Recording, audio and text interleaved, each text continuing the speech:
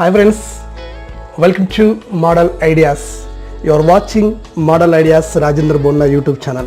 Friends, అందరు బాగున్నారు అనుకుంటున్నాను. సో ఎప్పటికప్పుడు కొత్త అప్డేట్స్ని ఉద్యోగాల గురించి కాకుండా దీంతో పాటు కెరీర్ గైడెన్స్ పైన ఎన్నో వీడియోలు చేస్తున్నాను. మీరు అడిగే ప్రతి ప్రశ్నకి నేను ఆన్సర్ ఇచ్చుకుంటూ మిమ్మల్ని సక్సెస్ వైపు మోటివేట్ చేసే విధంగా మన వీడియోలు నడుస్తున్నాయి. మన యూట్యూబ్ ఛానల్ కూడా అదే రకంగా ముందుకు వెళ్ళిపోతూ ఉంది. Okay friends, once again welcome to model ideas. ఈరోజు నేను మీకు ఈ వీడియోలో చెప్తున్న విషయం ఏంటంటే central army police force 2020 June 17 నుండి ఆన్లైన్ అప్లికేషన్ ద్వారా దాదాపు 1560 ఎస్ఐ జాబ్లకు సంబంధించిన నోటిఫికేషన్ స్టాఫ్ సెలక్షన్ కమిషన్ విడుదల చేసిందండి. స్టాఫ్ సెలక్షన్ కమిషన్ అంటే ఏంటంటే భారతదేశంలో ప్రభుత్వ ఉద్యోగాలకు సంబంధించి పరీక్షలు పెట్టి అంటే రిజల్ట్ ఇచ్చేసి ఫైనల్గా గవర్నమెంట్కి అందించే పెద్ద సంస్థ మన దగ్గర ఉన్నటువంటి స్టాఫ్ సెలక్షన్ కమిషన్. దీని ద్వారా ఇచ్చిన నోటిఫికేషన్ ఏంటంటే central army police force 1564 police ఉద్యోగాలకు నోటిఫికేషన్. ఇది కొత్తగా వచ్చిన నోటిఫికేషన్. 2020 జూన్ 17వ తేదీ నుండి ఆన్లైన్ అప్లికేషన్ ప్రారంభించబడ్డాయి. ఈ కరోనా ఎఫెక్ట్లో నిరుద్యోగ యువత అంతా దేశం వైపు చూస్తుంది. ఏ ఉద్యోగం పెడుతుందా అంటే ఇమీడియట్గా దేశవ్యాప్తంగా కరోనా పరిస్థితులలో కూడా 1564 పోస్టులు పెట్టడం చాలా మంచి అవకాశం. దీన్ని సద్వినియోగం చేసుకోవాలి. దీనికి సంబంధించినటువంటి డీటెయిల్స్ కంప్లీట్గా అంటే ఎవరు ఎలిజిబుల్ అవుతారు, male female, reservation, question paper 1, paper 2, physical టెస్ట్లు, సాలరీ, కంప్లీట్ విషయాలు చెప్తాను. కాకపోతే ఎక్స్ప్లెనేషన్ చేయడంలో ప్రతిదీ కొంచెం మీకు డెప్త్గా అనాలిసిస్ చెప్పడం వల్ల కాస్త లేట్ అవుతుందచ్చు. కాబట్టి స్కిప్ చేసే వాళ్ళు ఈ వీడియో ఇప్పుడే చూడకండి. స్కిప్ చేయకుండా చూసే వాళ్ళు మాత్రమే చూడండి.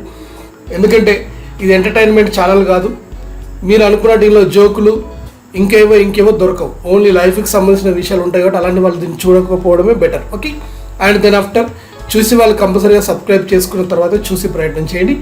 అయితే ఆన్లైన్లో అప్లికేషన్ డేట్ వచ్చేసి మనకి జూన్ 17 నుండి స్టార్ట్ అవుతాయండి. అంటే అప్లై చేసుకొని మనకు లాస్ట్ డేట్ ఏంటంటే జూలై 18 వరకు ఆన్లైన్ ద్వారా అప్లై చేసుకోవాలి. ఓకే కదా.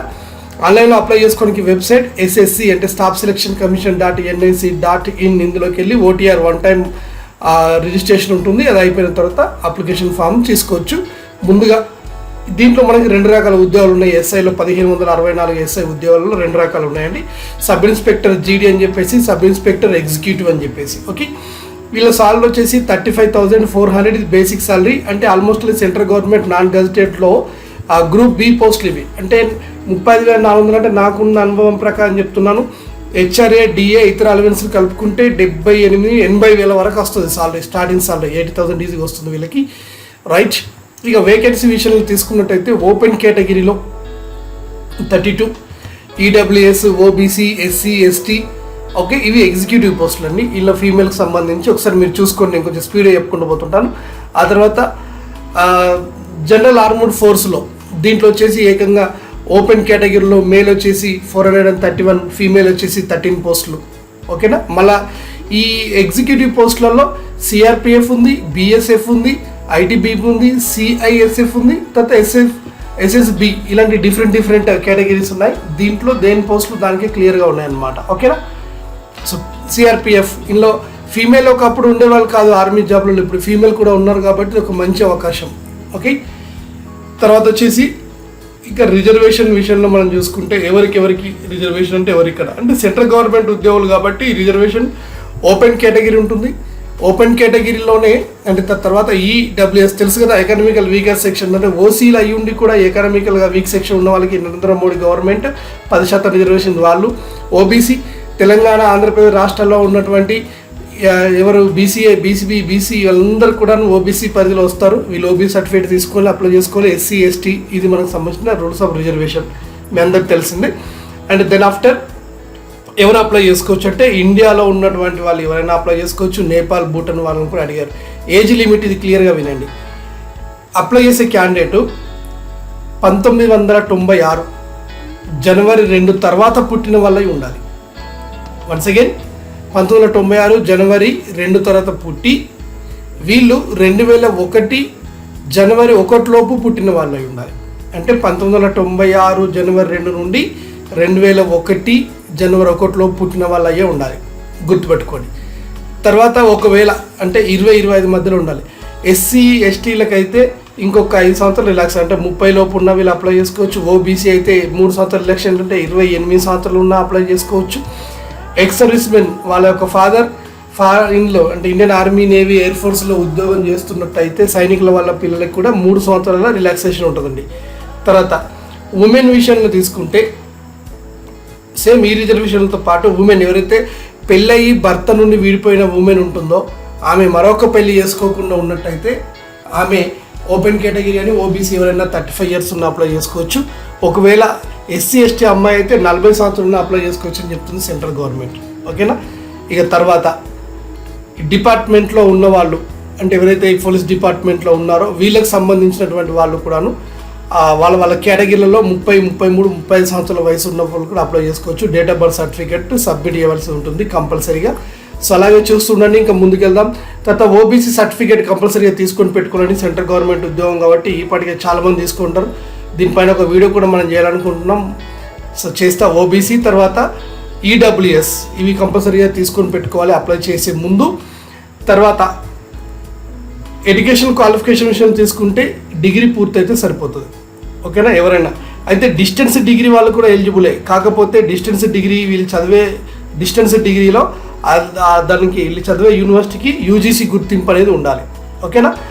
అలాగే 2017 6వ నెల 23వ తేదీ ఇచ్చినటువంటి గజెటెడ్ నోటిఫికేషన్లో పార్ట్ 3.8 ప్రకారం బీటెక్, డిగ్రీ, పాలిటెక్నిక్, డిప్లొమా వీళ్ళు రెగ్యులర్ చేసిన డిస్టెన్స్లో చేసిన వీళ్ళు కూడా ఎలిజిబులే. కాకపోతే పాలిటెక్నిక్ డిప్లొమా అంటే 3 సంవత్సరాల కోర్సు, ఇది ఇంటర్తో కాదు కాబట్టి డిగ్రీ కంపల్సరీ వీళ్ళు చేసి ఉండాలి. ఓకేనా. ఇది గుర్తుపెట్టుకోవాలి. తర్వాత ఇంకొక క్లియర్ కూడా ఇచ్చినండి. ఎవరైతే క్వాలిఫికేషన్ లేదో వీళ్ళు 2021 జనవరి 1 వరకు వీళ్ళు క్వాలిఫికేషన్ తెచ్చుకోవాలన్నారు. అంటే ప్రస్తుతం డిగ్రీ 3rd ఇయర్ వాళ్ళు కూడా ఈ పోస్టులకు ఎలిజిబుల్ అవుతారు. ఓకే. తర్వాత ఇక్కడ ఏమేమి ఉంటుందంటే ఫస్ట్ ఒకటి గుర్తుపెట్టుకుని 4 స్టెప్లలో ఉద్యోగం సంబంధించిన రిక్రూట్మెంట్ ఉంటుంది. నెంబర్ 1 కంప్యూటర్ బేస్డ్ టెస్ట్ ఉంటుంది. నెంబర్ 2 ఫిజికల్ ఎఫిషియెంట్ టెస్ట్ ఉంటాయి. మళ్ళీ కంప్యూటర్ బేస్డ్ టెస్ట్ ఉంటుంది. నెంబర్ 3లో నెంబర్ 4 మెడికల్ ఎగ్జామినేషన్. ఈ 4 స్టెప్లలో ఉంటుందండి. సో ఇంకా డీటెయిల్స్ మనం తెలుసుకుందాం.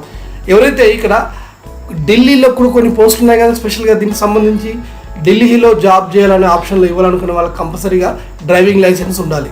ఓకేనా. మోటార్ సైకిల్ అని కారు అనమాట. అప్లై చేసుకోవడానికి ssc.nic.in అనే దానిలో వెళ్ళి మీ డీటెయిల్స్ అన్ని ఇచ్చుకోవాలి. మళ్ళీ చెప్తున్నా అప్లై లాస్ట్ డేట్ వచ్చేసి జూలై 16th. ఓకేనా. రైట్. ఇప్పుడు ఎగ్జామినేషన్ ఫీ ఎంత ఉంటుంది? 100 రూపీస్ అండి.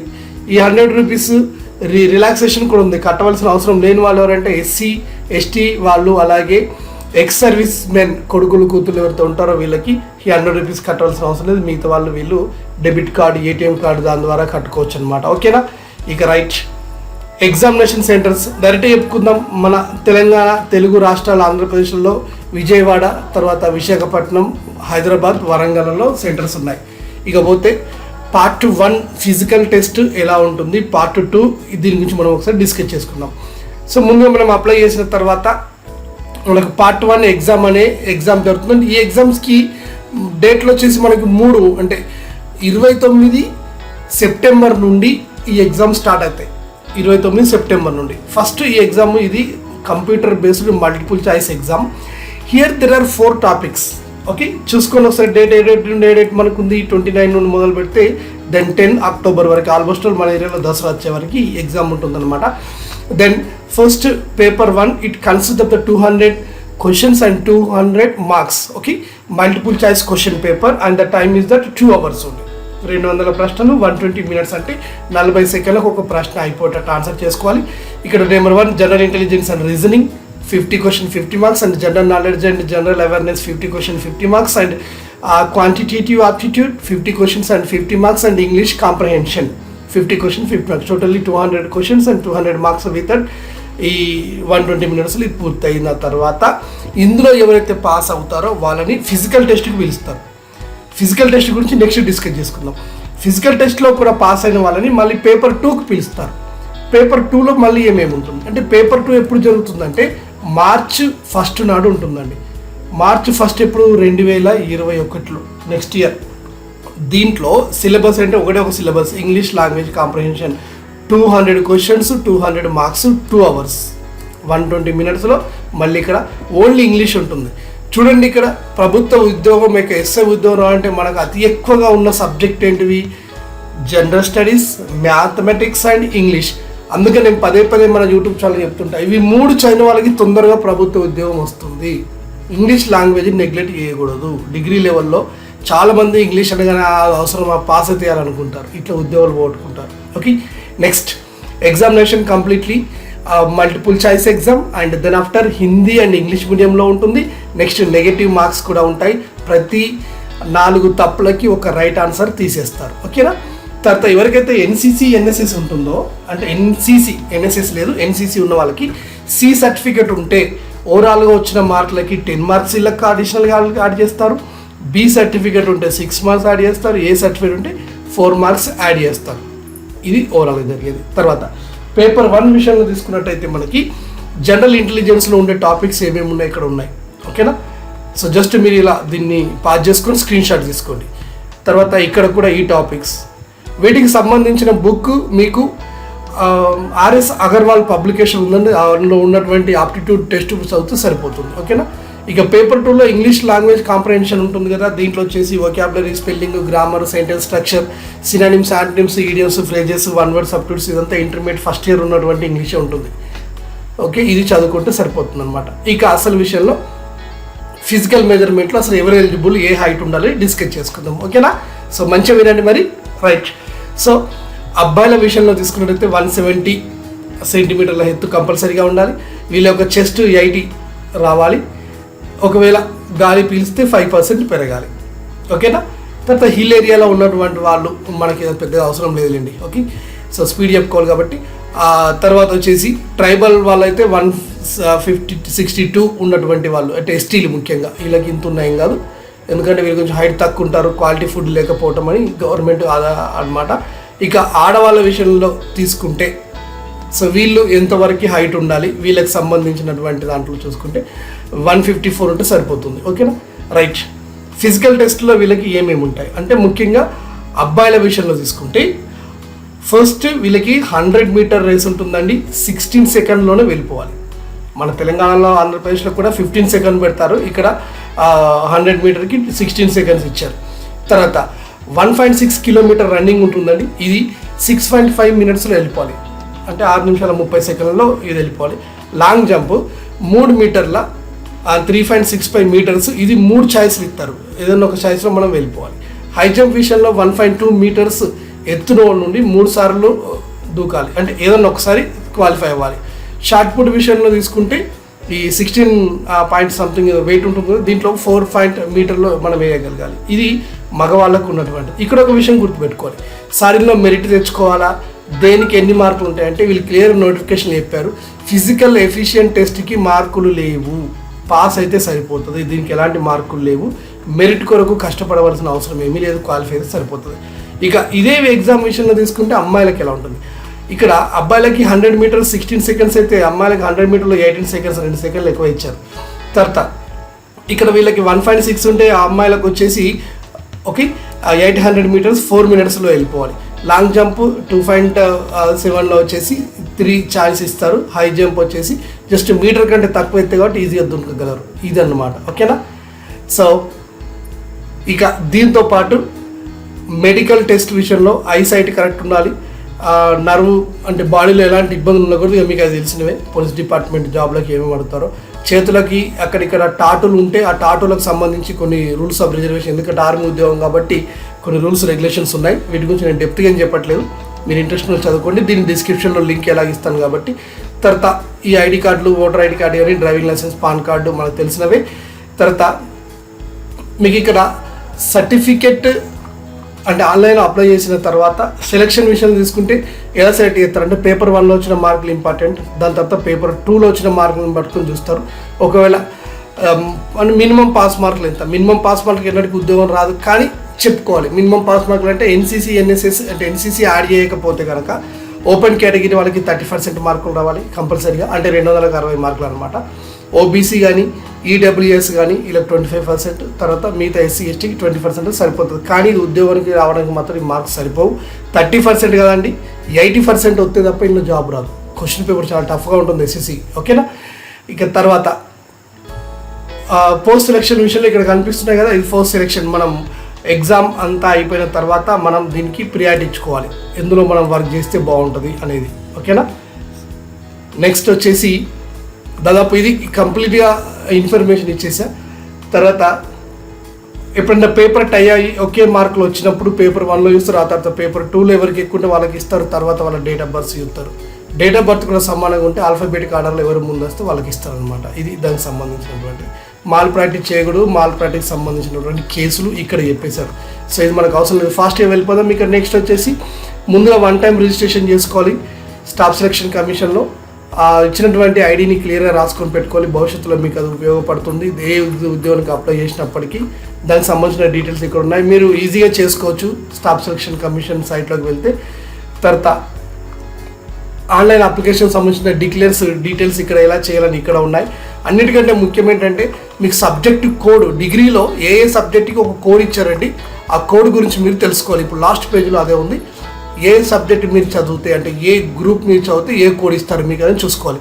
బీఏ డైరెక్ట్గా ఉంటే వాళ్ళకి కోడ్ నెంబర్ 6 వేసుకోవాలి, బీఏ ఆనర్స్ అయితే 6 ఇట్లా వేసుకోవాలన్నమాట. ఓకేనా.